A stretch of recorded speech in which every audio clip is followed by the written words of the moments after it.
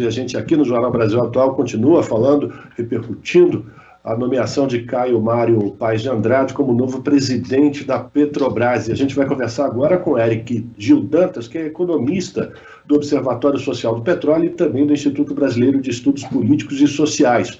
Bom dia, Eric. Qual é a sua avaliação da nomeação do Caio Mário para a presidência da Petrobras, esse mandato que se estende até o mês de abril de 2023, portanto, entrando no novo mandato do novo presidente da República? Como é que você avalia essa indicação que fez valer a vontade de Bolsonaro, né? Bom dia. Bem, bom dia, Rafael. Bom dia a todas e todos. É sempre um prazer estar aqui na Rede Brasil Atual. Bem, eu acho que a questão do Caio Paes ela significa algo muito diferente do que está sendo colocado na mídia, né? Na verdade, a indicação do Caio Paes é um avanço do poder do Paulo Guedes na Petrobras, no Ministério de Minas e Energia, já tinha conseguido emplacar o Sachida no Ministério de Minas e Energia, agora o Caio Paes na Petrobras. E nada tem a ver com intervenção. Tanto que é difícil acreditar que o Paulo Guedes agora quer uma política intervencionista, que os acionistas ganhem menos dinheiro, né? Seria algo totalmente contrário ao histórico do Paulo Guedes. E não vai acontecer. Pode ser que não tenha novos aumentos, porque não há novos reajustes internacionais. O preço dos combustíveis no mercado americano, que é o referencial para o PPI da Petrobras, está mais ou menos estável. O dólar teve uma desvalorização, né? Quer dizer, teve uma valorização diante do real nessas últimas semanas, por conta do aumento da taxa de juros dos Estados Unidos, mas ainda a defasagem em relação ao preço internacional ainda fica ali abaixo de 10%. Então, não é uma situação em que a Petrobras vem reajustando, ela reajusta mais quando chega a algo em torno de 20%. Então, a gente não tem uma situação de novos reajustes por enquanto.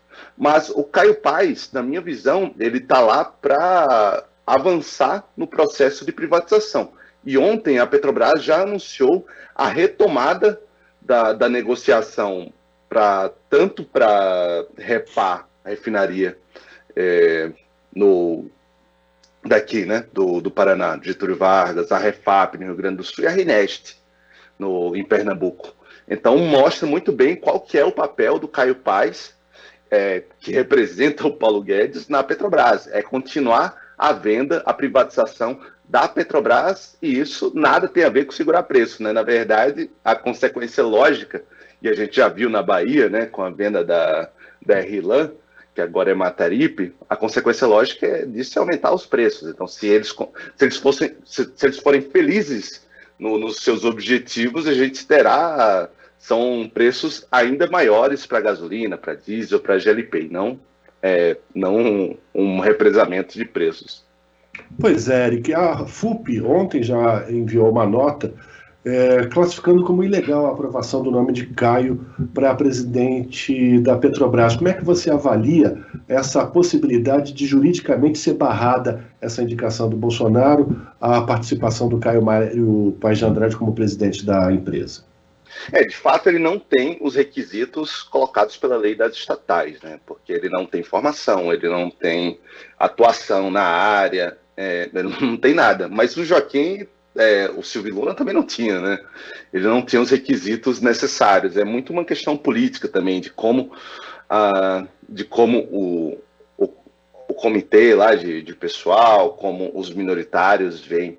E eles veem uma possibilidade de um privatista na presidência, tem muitos acordos com os minoritários, né? Então eles têm uma confiança no Caio Paes, apesar dos jornais parecerem que é uma verdadeira guerra, né? O Bolsonaro, ele de fato elegeu a Petrobras como uma inimiga, um bode expiatório, né, nas últimas semanas, mas nada tem a ver com fortalecê-la como estatal, né? Na verdade, o que o Sachida do Ministério de Minas e Energia falou foi que esse aumento, essa crise, ela beneficia o projeto de privatização da Petrobras, e não o contrário.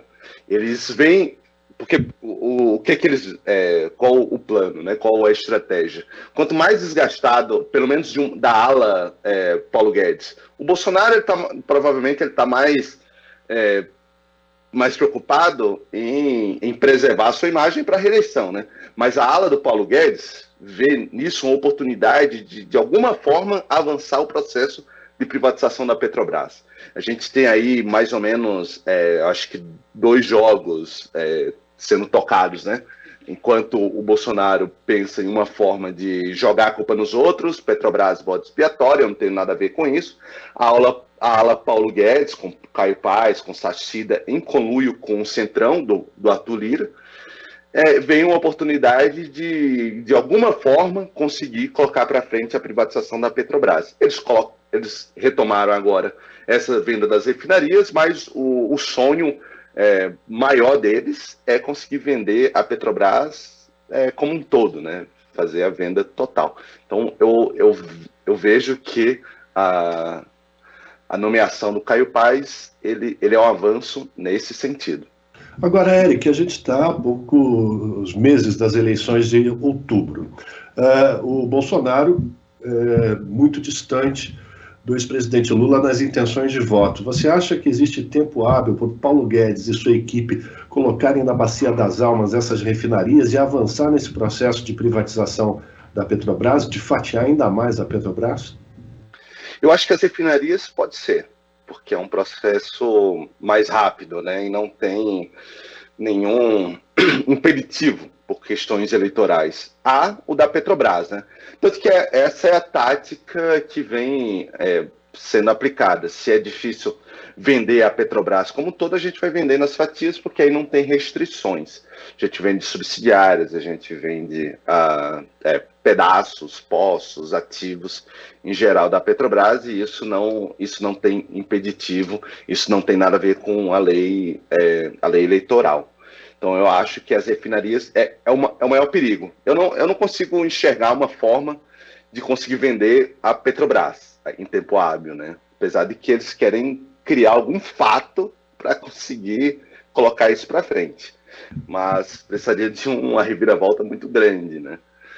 Mas ativo sim. Inclusive eu acho que é importante a gente fazer muito o trabalho de base de explicar o que é a venda das refinarias, né?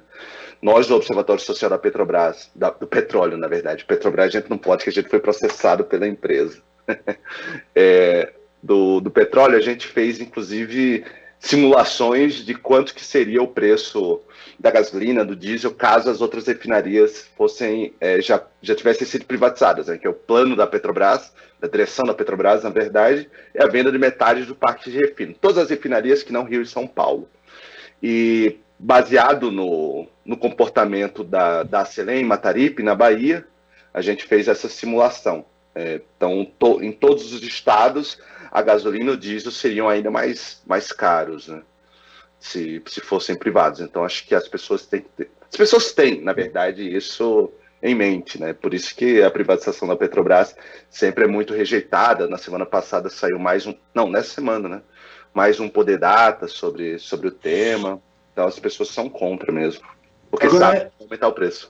Eric, você diz então desse estudo, dá para a gente passar para os nossos ouvintes, nossos espectadores, nossos internautas e internautas que acompanham o Jornal Brasil Atual, qual seria esse volume, esse aumento no custo desses combustíveis, caso tivesse completo esse plano de entrega das refinarias do Paulo Guedes? Sim. A gente publicou um dossiê, né, sobre o PPI, sobre as privatizações no ano passado, pelo Observatório Social da Petrobras, à época. E eu fiz uma atualização porque a Federação Nacional dos Petroleiros pretende entregar ali no Congresso aos parlamentares esse dossiê. Então, até fiz a atualização. Bem, eu peguei aqui. Nessa avaliação aqui, a gente teria uma média da gasolina ao longo do ano. O conjunto das refinarias da Petrobras teria vendido a gasolina 9,5% mais cara. Na semana passada, que foi a última atualização, dia 20, há uma semana, a gasolina estaria 14% mais cara. eu não fiz a atualização para essa semana, né? Sim. Já o diesel, em média, teria ficado 14% mais caro ao longo do ano, e na semana passada estaria 17% mais cara. Porque, por alguns fatores, né? Primeiro, existe um monopólio regional, as refinarias da Petrobras, elas não foram pensadas para competir entre si. Então, se você tem a REMA em Manaus e a RNEST em Pernambuco, elas não competem entre si. E são, inclusive, as mais próximas uma das outras. Elas não competem entre si. Nem se quisesse, porque hoje a gente tem um déficit de combustíveis, então a gente tem que importar uma parte. Então, ela não dá conta nem do seu mercado local, para que ela ia tentar vender em outros locais, né? E, além disso, é caro você transportar gasolina, diesel, gás de cozinha para outros locais. O transporte é elevado. Então, fica muito, muito caro para você fazer a competição em regiões diferentes. Por isso foi um dos motivos que fez com que a Petrobras, na década de 70, 80, criasse refinarias em vários lugares e não concentrasse, por exemplo, em São Paulo para transportar para o restante do Brasil. Além disso, também, quando você tem uma empresa integrada, por exemplo, a Petrobras, ela extrai petróleo e ela refina. Isso dá uma margem para ela absorver variações de preços muito mais elevado do que se você tivesse só a refinaria. Então, a Petrobras tem um poder muito maior de absorver variações e ainda assim ter lucro muito elevado. E, por fim, uma empresa privatizada, ela não tem nenhum outro objetivo que não maximizar seu lucro, né? Diferente da Petrobras, que, apesar do PPI, apesar dessa política ultra privatista, ultra de mercado, né? Ela ainda vende combustíveis um pouco abaixo do PPI, diferente da Selem na Bahia, que muitas vezes, inclusive, vende mais caro do que o PPI, do que o preço internacional acrescido, o custo de internalização. Então, não é nem uma questão de vontade da Selem. Então, há questões estruturais que fazem com que não possa ser de outra forma. Então, necessariamente, privatizar refinarias faz com que os preços dos combustíveis sejam mais caros. E, pela nossa projeção, a gasolina teria sido aí, ao longo do ano, 9,5% mais cara e o diesel 14% mais caro. A gente está conversando com o Eric Gil Dantas, que é economista do Observatório Social do Petróleo, antes do Observatório Social da Petrobras, não foi proibido de usar o nome da empresa, e também no Instituto Brasileiro de Estudos Políticos e Sociais. Eric, quando você fala dessa cadeia de produção dos combustíveis, é a isso que se refere o ex-presidente Lula quando ele diz de abrasileirar os preços dos combustíveis? O abrasileiramento dos custos na verdade, colocar como qualquer outra empresa, né? Quando você produz um celular, você pega, coloca os custos da sua produção e isso acrescenta um lucro, né? Uma margem de lucro. Hoje, o que é o PPI? O preço de paridade de importação, que é a atual política de preços da Petrobras. Ela pega a gasolina, o diesel, o GLP, mas também querosene de aviação, asfalto, e determina que o preço que vai ser cobrado na refinaria seria o mesmo caso ela estivesse importando da costa do Golfo do México, nos Estados Unidos, acrescido quanto que custaria para trazer do Golfo do México até o Brasil, inclusive pagando um imposto da Marinha brasileira, o custo de passar pelo porto e o custo do transporte.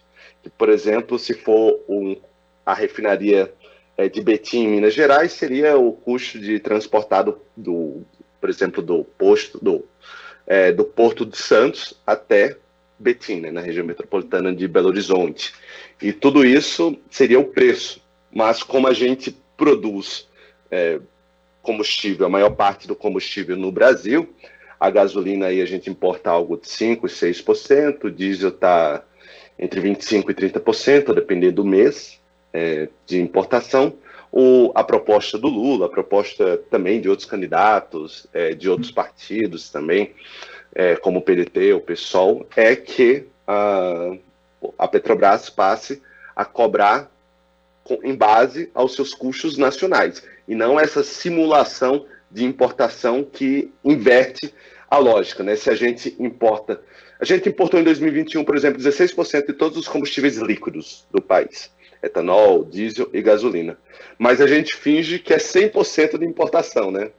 Então, a ideia é que não seja isso. A gente pode acrescentar como custo a importação de 6% da gasolina, de 27% do diesel, 30% do diesel, e colocar isso como um custo de produção, né? Que era como mais ou menos a Petrobras fazia até 2016. Pois é, Eric, isso que você está dizendo coloca e explicita mais uma vez que o grande interesse é gerar lucro para o capital privado, para aqueles que são os acionistas da Petrobras fora do país, né? Não levando em conta a importância estratégica da matriz energética dessa empresa, inclusive como indutora do crescimento em várias áreas, né, Eric? Que foi tudo destruído a partir da Lava Jato, né? A gente agora tem uma política estritamente de pagamento de dividendos, né? É importante fazer um exercício aqui de que em 2020, se em 2021 a gente teve 106 bilhões de lucro, a gente não mudou basicamente nada de custo de produção, a Petrobras. Agora, com preços 30%, 40% superiores, o lucro deve ficar aí entre 150 e 200 bilhões de reais.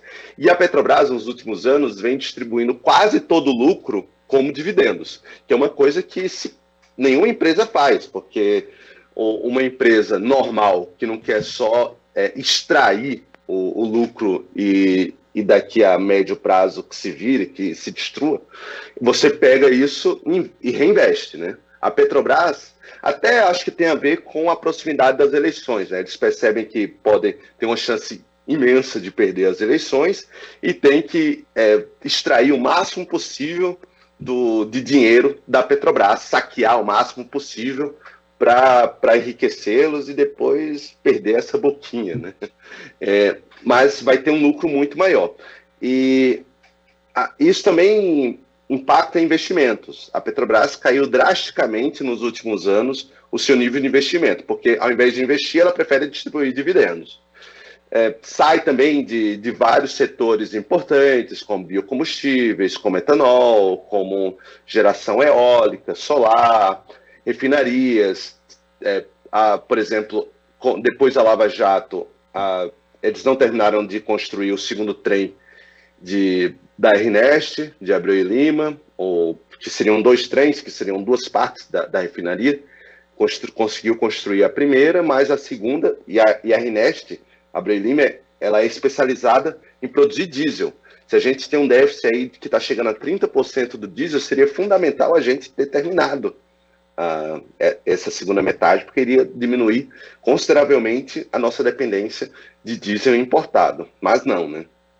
A gente precisaria ter construído mais refinarias, porque desde 2011... inclusive no Rio de Janeiro, né? O Compeg também, que agora é Gaslobby, esqueci o nome, eles mudaram o nome, a Prêmio 1 e 2 no Maranhão e no Ceará, que deixou de ser construída. Apareceu até no ano passado o Samuel Pessoa, que é um economista ultraliberal bastante conhecido, né? Bastante consultado aí pela mídia. Ele estava já escrevendo artigo de que foi um fiasco ter construído Abreu e Lima.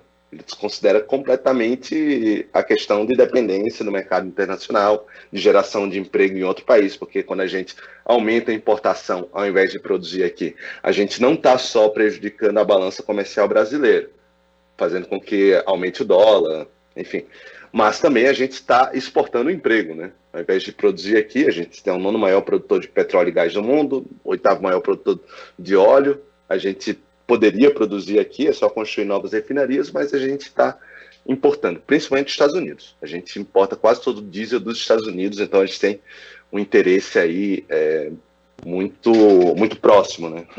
E é bom a gente lembrar também, né, Eric, que existem poucas empresas que são responsáveis pela importação e esses interesses são muito poderosos hoje, não? A gente tem aí o lobby constante da Abicom, por exemplo, né, que fala sobre a defasagem, fala que vai ter uma ameaça de desabastecimento no país. Inclusive, se defasagem de preço da Petrobras em relação ao PPI gerasse desabastecimento, a gente já teria tido, né? Pelo menos desde o ano passado a gente teria tido desabastecimento constante, porque poucas vezes a defasagem calculada pela Bicom ficou abaixo de 5%, poucos dias. Mas eles ficam ali batendo, sempre tem muito espaço para falar que isso vai gerar um caos social no Brasil, sem gasolina, sem diesel. O próprio PPI permitiu, né, a criação dessas empresas que antes não poderiam competir, porque a Petrobras fazia a importação desses combustíveis. Quando você cria o PPI, você garante que essas empresas passarão a poder existir, poderão passar a importar, né? Porque é uma lógica como se a gente fosse um país que não produzisse nada, né? Quando você é um tomador de preço internacional. Então, o importador, de fato, precisa de um PPI para ele existir. A Petrobras não, porque a Petrobras produz a maior parte dos combustíveis. Então, o lobby começa na criação do PPI e ele é constante para que a Petrobras continue cobrando preços internacionais, diminua a importação, diminua a sua participação e, com a venda das refinarias, perca qualquer nível de coordenação, né? Porque é importante lembrar que a venda de refinarias é um desastre econômico maior do que a venda de outros ativos da Petrobras, porque a gente aí perde totalmente qualquer instrumento de política de combustíveis no país. Não, a gente não vai ter nenhuma outra forma de fazer com que a gasolina não seja mais cara. Porque se a gente for seguir o PPI, é isso aí, né? A gasolina, agora, segundo os cálculos da Bicom, eu até abri aqui para ver o último número, estaria a gasolina 82 centavos mais caro e o diesel 95 centavos mais caro. Então, uma coisa que já é o caos, que a gasolina e o diesel mais caros da história do Brasil, seriam ainda pior, né?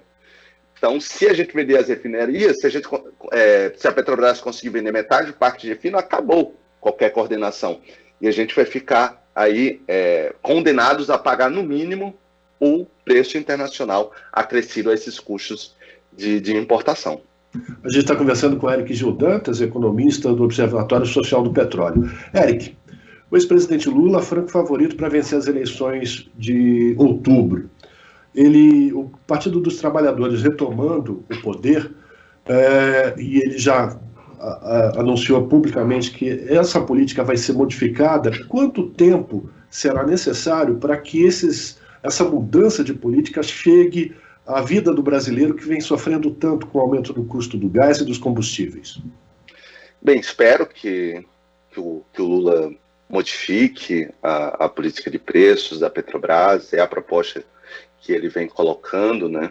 É algo praticamente instantâneo, né? É só a gente pensar quando a Petrobras aumenta o preço, qual é a velocidade que chega aos postos, né? 1, 2 dias. Então, o Lula pode modificar, porque tem o tempo de modificação, né, do Conselho, da Presidência, das diretorias, e a partir disso conseguir modificar a política de preços, né, que é importante lembrar que é uma política da empresa, não tem nada a ver com questões legislativas. É uma política estritamente da empresa, criada em outubro de 2016 pela empresa, quando era dirigida pelo Pedro Parente, quando Michel Temer entrou. Então ela pode ser modificada estritamente dentro da empresa. Então o tempo que levaria seria aí, acho que algo em torno de 2 meses para a troca do conselho, depois a troca do presidente, a troca da diretoria, e uma reunião, um planejamento e uma proposta de uma outra política de preços. Então chegaria provavelmente algo em torno de 2 meses, no mais tardar. Perfeito. Agradecer aqui a participação do Eric Gil Dantas, economista do Observatório Social do Petróleo e também do Instituto Brasileiro de Estudos Políticos e Sociais, o IBEPS, que fez aqui uma avaliação da indicação, né, da nomeação do Caio Mário Paz de Andrade como novo presidente da Petrobras. Vamos ver quanto tempo dura o Caio Mário, né? Vamos ver quanto tempo o Guedes consegue segurar o Caio Mário na cadeira de presidente da Petrobras diante dessa luta do Bolsonaro de tentar enganar o povo brasileiro com relação a essa política de preços. Eric, obrigado pela tua participação, um abraço para você. A gente tem aqui sempre as câmeras, microfones abertos para que você possa levar essas informações que normalmente a grande mídia não apresenta para a população brasileira. Muito obrigado, viu? Obrigado, Rafael. Obrigado a todos e todas. É sempre um prazer estar aqui na Rede Brasil Atual, na TVT, que faz um trabalho magnífico de disputa, da consciência, né? Então, o Observatório Social do Petróleo está sempre também aberto para colaborar com essa mídia alternativa. Muito obrigado. Um abraço. Conversamos com Eric Gil Dantas aqui no Jornal Brasil Atual. Você está ouvindo Jornal Brasil Atual. As notícias que os outros não dão.